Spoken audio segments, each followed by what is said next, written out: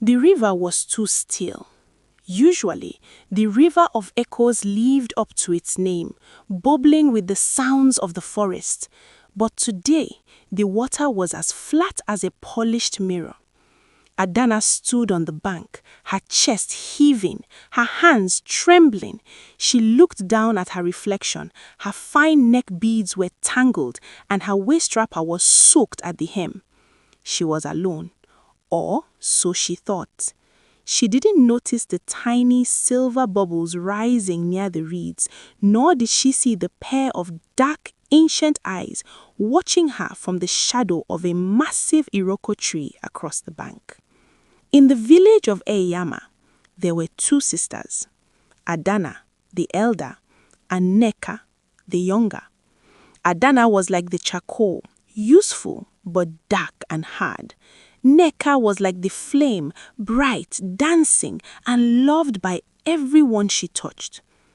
Nneka was to be betrothed to the king's first son. The village was already preparing the drums. Jealousy, like a slow-growing vine, wrapped itself around Adanna's heart until she could hardly breathe. "Come, sister," Adanna said one evening, her voice like honey dripping over a blade. "Let us go to the deep bend of the river to wash our hair for the festival. The water there makes the hair shine like silk." They reached the high rocks where the water was deep and dark.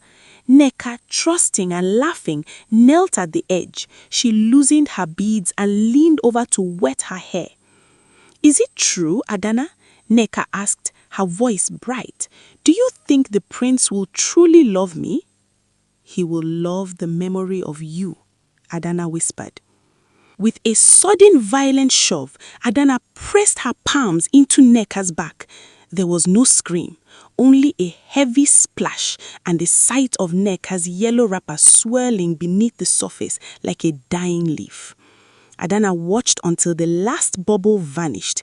She then took Nneka's beads, hid them in the hollow of a tree, and ran back to the village, tearing her own clothes and rubbing dust into her hair. "The spirits!" Adanna wailed as she entered the village gates. "A great water serpent took her. I tried to grab her, but she was gone." The village mourned. Adanna played the part of the grieving sister perfectly.